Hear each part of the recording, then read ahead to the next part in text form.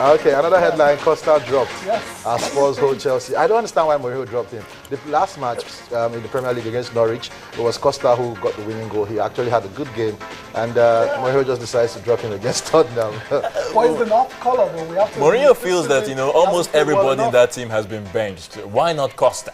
Yeah, exactly. So what was he acting What like makes a baby? Costa so different from everybody else? Yeah, especially the fact that he's been off color like the other players as well too. So yeah, I guess that's why he has had the opportunity to actually play almost every. Mourinho is at the end of the day, he's the boss. Exactly. His decision is final. But why will he actually throw? Okay. Yeah, well, do you see the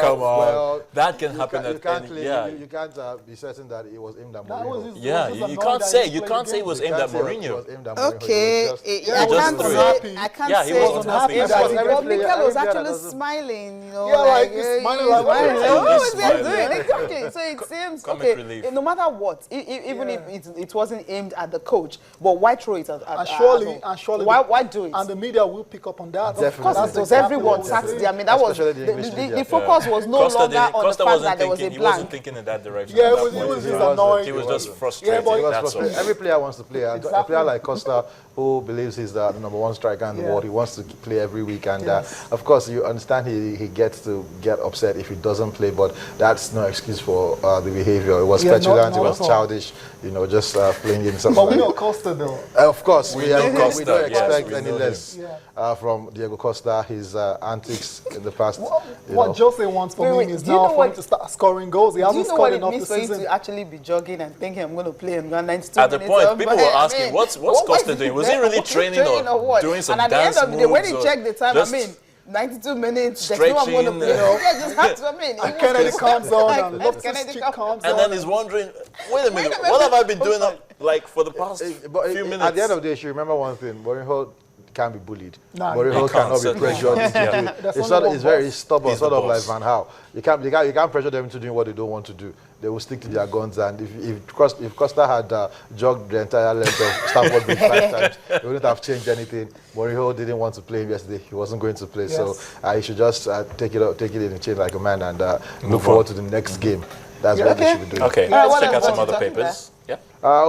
Complete sports. CR7 to turn down PSG for Man United. Story ongoing. Speculation. Speculation, of course. Still course, doesn't At the end know. of the day, at the end of the day, we might hear that all this will boil down to Ronaldo getting the bigger contract at Real Madrid. Because Madrid, PSG is ready to pay any amount, and Paris is a fine place to live in. Okay. Sporting life? Sporting life, of course. Let me take this one. It's talking about Onazi still recovering from injury. Of course, remember he didn't play at the weekend when Lazio had their game. He's been out for 2 weeks. Carlo Castellani, the coach of Lazio, came out to say that he's recovering quickly, that he should be fit for next Sunday's game. That will be on the 29th. Rather in December, next month, rather, when he returns. So definitely we should see Onazi, and it helps us also for the national team because we need him to be fit and playing really well, match fit and getting games so that it would help us when it comes to the national team. And although we're not playing again till March, so we think, but you should have a run of games, be in good form, so that at that time when the qualifier starts, they would all be shooting on all cylinders. Okay, what do you think of the Ighalo story, right, under the Mikel one there? He releases his 8th goal. Of course, fantastic for Ighalo. 8 goals in the Premier League. This is his first season, come on, it's just 13 games gone already, and he's gotten 8 goals. I think a big one for Ighalo. He scored right from the Championship, gets into the Premiership, and he's continued his form. A whole lot of people thought Troy Deeney would lead the way for Watford this season, but Ighalo has been the one doing the scoring. So he should be Yeah, but do you have any doubts about him actually replicating that form in his club with Super Eagles?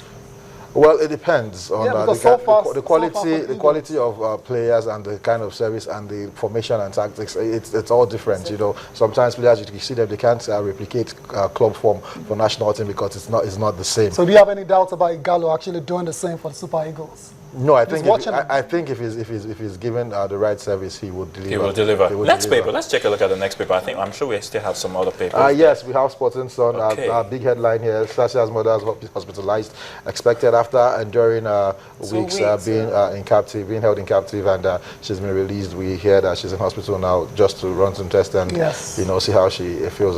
And we still don't know if they paid the ransom. We're hearing conflicting reports.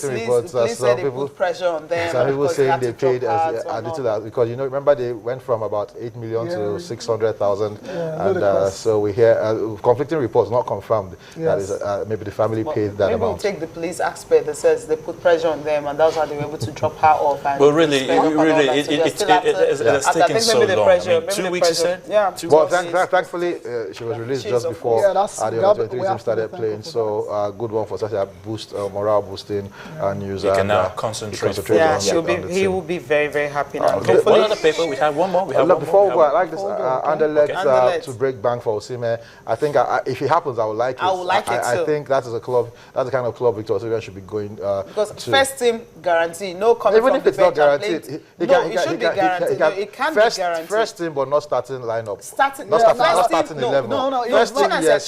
Starting 11. If you want to break bank, Anderlecht is a big team. And they have some fantastic players. If you want to break a bank to get a player, then he should start. If Osimhen doesn't get a club that will start him, it depends. Exactly. It depends on the bank they are breaking. If you're breaking bank at all, they're definitely going to get him for good money. And if we're getting a player for good money, the player must start. If Osimhen wants to go to any club right now, I think if it's not guaranteed a starting shirt, he shouldn't go. Although you've got to earn your start. They have history. He will. Remember Celeste Babayaro, the youngest player to play in Champions League then, was for Anderlecht. So Anderlecht have a history. I mean, they have a history of bringing some very fine African players into the team. No, it's not guaranteed. He should be able to walk into the lineup. I think that should be one of the guarantees. Okay, next paper. Thank you. Sports Day, the one about Mikel, the big headline, Mikel Mox Costa Mourinho. Come on, we saw Mikel actually having a fit when he was just enjoying himself. I'm used to sitting here and you sat here one game and you're like, what? Why?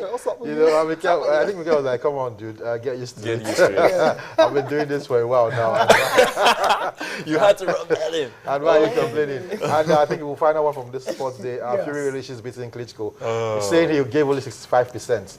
I think, yes, let me come out now and say I felt Klitschko would win that match. Yes. But when the Klitschko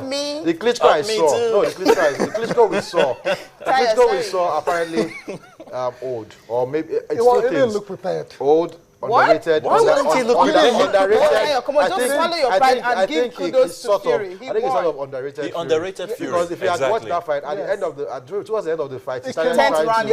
It was too late. It was a very disappointing fight in the sense that punches were not really thrown. It was lazy boxing. Bad advertisement for boxing. When you have two huge boxers, 6'6" and 6'9", what do you expect? They're tall. I mean, they're huge. No, when Vitaly fought Lennox Lewis, they were two very big boxers. Exactly, so that's not an excuse. And for 6 rounds, we saw fantastic boxing until the fight had to be stopped due to the cut of Vitaly's eye. So at least 6 rounds, right? But this one, we're Vladimir made also to watch got up his, to 12 rounds.